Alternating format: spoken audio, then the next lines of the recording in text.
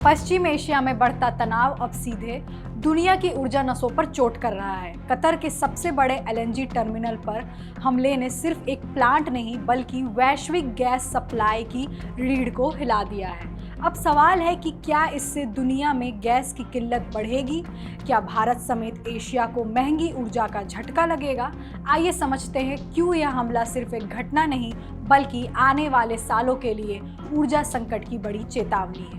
नमस्कार, मैं रिया दुबे और आप देख रहे हैं अमर उजाला।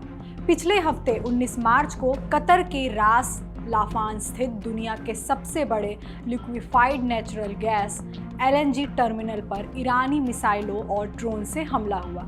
इससे वैश्विक ऊर्जा बाजार में हलचल मच गई है।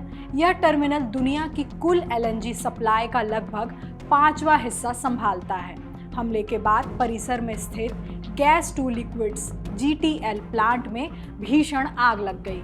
करीब 295 वर्ग किलोमीटर में फैले इस विशाल कॉम्प्लेक्स को भारी नुकसान पहुंचा है। शुरुआती आकलन के मुताबिक करोड़ों डॉलर के निवेश को नुकसान हुआ है। मरम्मत में लग सकता है 5 साल तक का समय। इस नुकसान के बाद कतर एनर्जी ने आपूर्ति अनुबंधों पर फोर्स मेजोर घोषित कर दिया है। फोर्स मेजोर एक कानूनी शब्द है जिसका सीधा और सरल मतलब है ऐसी परिस्थिति जिसे नियंत्रण नहीं किया जा सकता या ईश्वरीय घटना है, एक्ट ऑफ गॉड।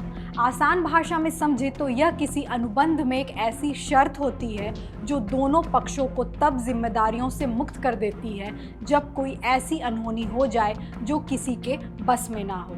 इसका असर इटली, बेल्जियम, दक्षिण कोरिया और चीन जैसे देशों को 5 साल तक झेलना पड़ सकता है। कंपनी के अनुसार हमलों में प्रमुख उत्पादन सुविधाओं को भारी नुकसान पहुंचा है, जिससे सालाना लगभग 20 अरब डॉलर के राजस्व का नुकसान होने का अनुमान है। मरम्मत कार्य में 3 से 5 साल तक का समय लग सकता है। एलएनजी सप्लाई पर बड़ा असर। रास लाफान टर्मिनल कतर की एलएनजी इंफ्रास्ट्रक्चर का करीब 17% हिस्सा संभालती है। इसके क्षतिग्रस्त होने से वैश्विक गैस बाजार में सप्लाई संकट गहराने की आशंका है। कतर की लगभग 75% एलएनजी सप्लाई एशियाई देशों, खास तौर पर चीन, भारत, दक्षिण कोरिया, ताइवान और पाकिस्तान को जाती है।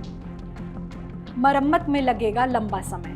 विशेषज्ञों के मुताबिक एलएनजी प्लांट की मरम्मत बेहद जटिल और समय लेने वाली प्रक्रिया है। प्लांट को पहले धीरे धीरे गर्म और फिर ठंडा करना पड़ता है, क्योंकि अचानक तापमान बदलाव से पाइपलाइन और उपकरण टूट सकते हैं। भारी भरकम मशीनें जैसे 50 मीटर लंबे हीट एक्सचेंजर और हजारों टन वजनी कंप्रेसर को बदलना भी आसान नहीं होता।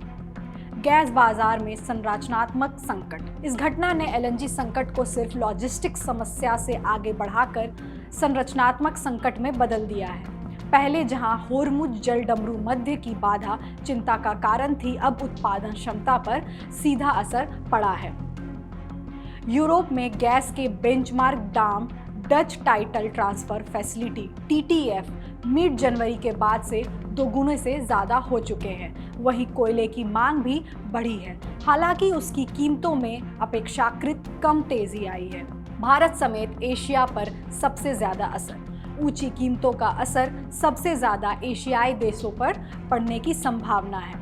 भारत, पाकिस्तान और बांग्लादेश जैसे देश जो ईंधन की कीमतों के प्रति बेहद संवेदनशील हैं, महंगे गैस की विकल्प के तौर पर कोयले की ओर रुख कर सकते हैं।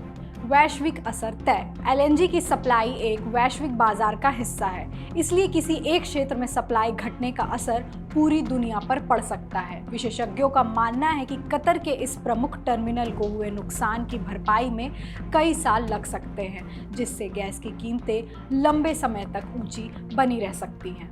देश दुनिया की बड़ी खबरों को आसान भाषा में समझने के लिए अमर उजाला से जुड़े रहिए। वीडियो पसंद आए तो लाइक, शेयर करें और चैनल को जरूर सब्सक्राइब करें। आपके राज्य की खबरें, आपके शहर की खबरें सबसे पहले जानने के लिए देखते रहें अमर उजाला। चैनल को सब्सक्राइब जरूर कर लें और पाएं हर अपडेट।